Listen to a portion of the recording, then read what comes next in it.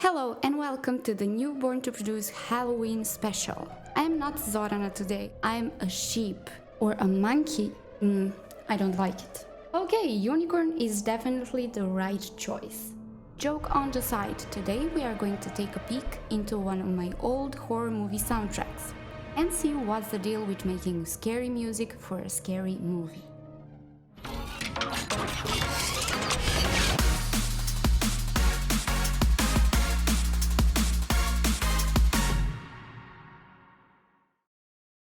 First, let us see what type of instruments and sounds are good for this. Using samples, ambience, and retrosynths. The 70s and 80s gave us so many cult horror films, so why not try to replicate that sound? Nostalgia takes a huge role in our lives, and when I hear sounds similar to the ones from the famous old movie I loved in the past or as a kid, I will definitely remember it. I use either Massive plugin or Cubase integrated synths, and ambient sounds and samples are everywhere, so you would want to add some of that too.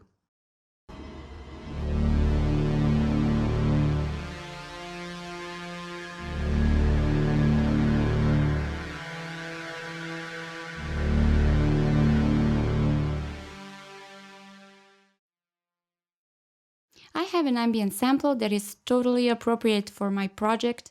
Eddie is crying. Don't sound like someone is crying though, but it is still suitable for this occasion.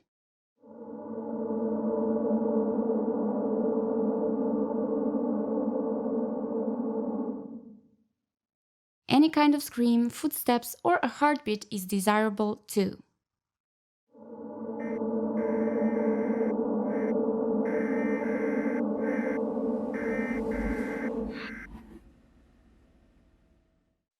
Strings, strings, and strings. Strings are always welcome in the horror genre. I use these ones.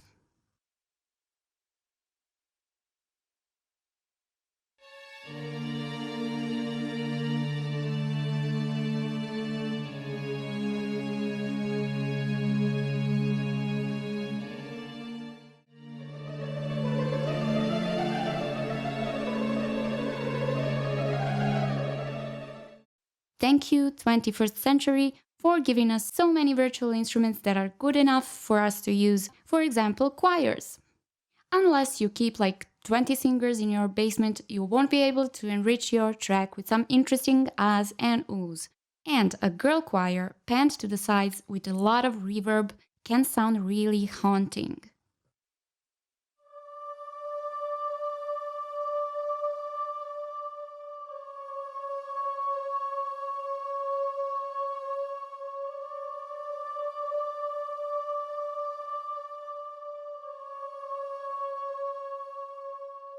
Sudden percussions. Maybe I'm boring you with this, but Albion Spitfire did an amazing job with their VST libraries, and here we have some sick percussions. XXL or Easter Island, I often use them to create heavy and tribal beats.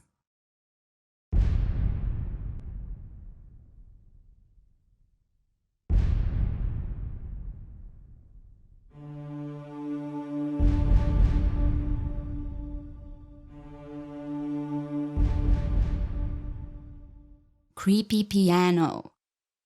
Yes, just like the strings, piano was always present in the horror soundtracks. But again, you can search the right sound with a bunch of EQs, reverb, and of course detuning. When creating a creepy music, you are not looking for a clean popish sound. Just relax and go wild with shifting the intonation.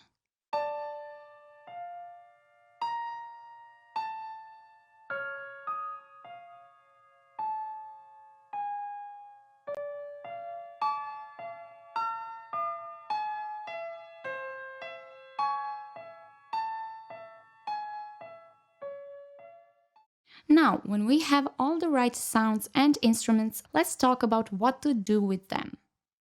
Use a dissonance, minor harmonies, and detune something. I will repeat, your goal here is not to create a clean pop track or a perfectly balanced and functional harmony, so knock yourself out with adding dissonances. I love using them even when composing regular music, but in the horror genre it is a must. A dissonant chord will give a listener the suspense feeling, and he or she will just feel the tension of not resolving those imperfect notes.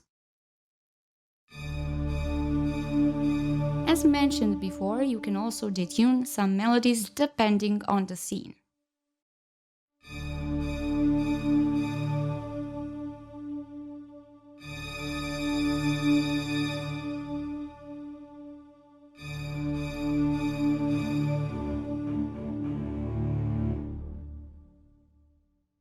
Orchestration and instrumentation.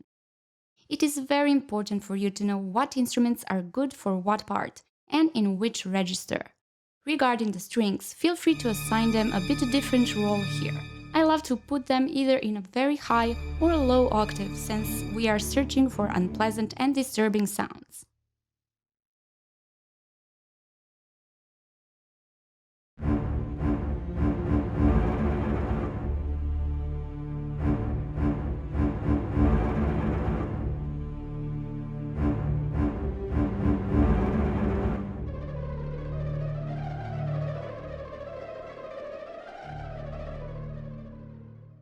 Ostinato, a leitmotif. Using a creepy, catchy melody as a leitmotif through the whole piece is highly recommended.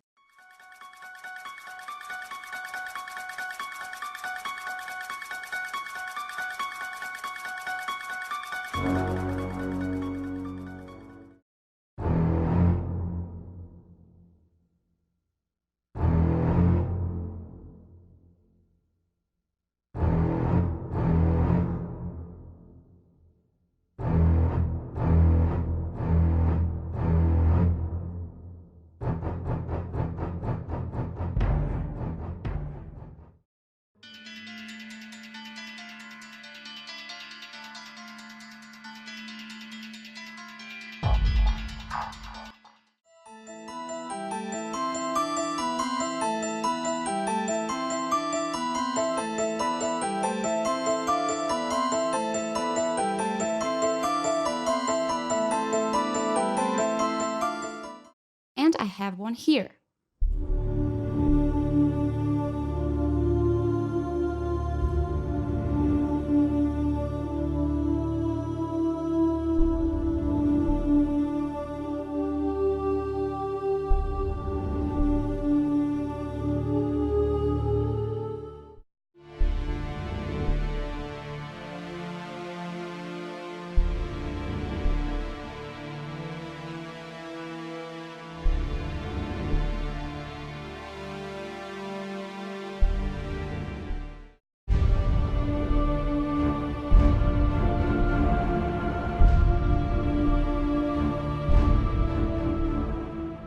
Dynamics.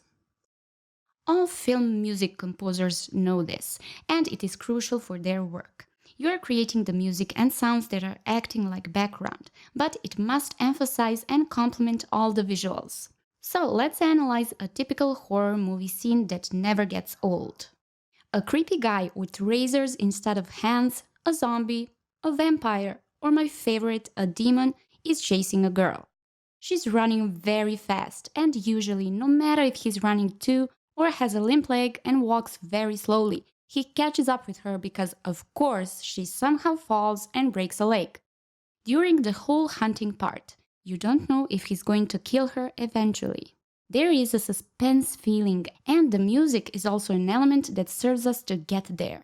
So take care of your dynamics. Adjusting the volume manually for each note is when you want to be really accurate. You're probably going to need that. Also, automation is a blessing or a curse, so use it wisely. At the beginning of the scene, you can make a slow transition from piano to mezzo piano or mezzo forte, and then when the catching moment and maybe a kill takes its turn, suddenly abrupt it with a strong hit and some unpleasant drone, dissonant pads, and high dramatic strings, all in forte.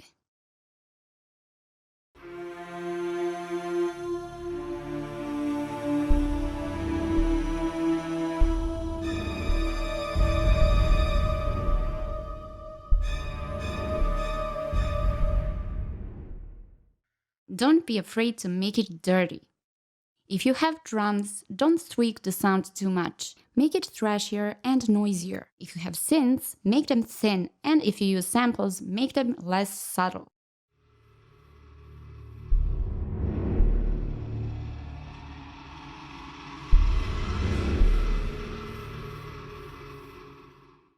Reverse anything. When you reverse your speech, you get a pretty satanic and horrifying effect. Anything you say or sample can be turned into something scary with this.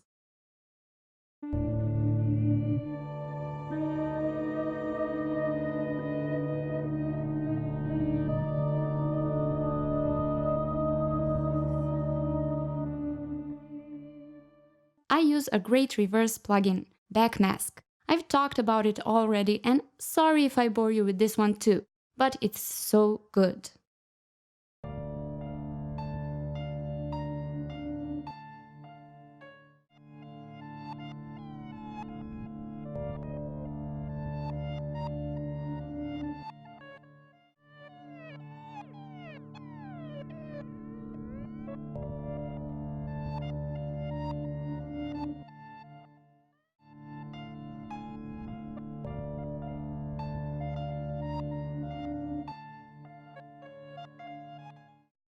Mix acoustic and digital.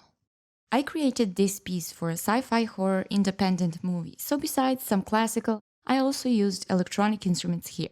Already mentioned synths and pads to add more futuristic sound.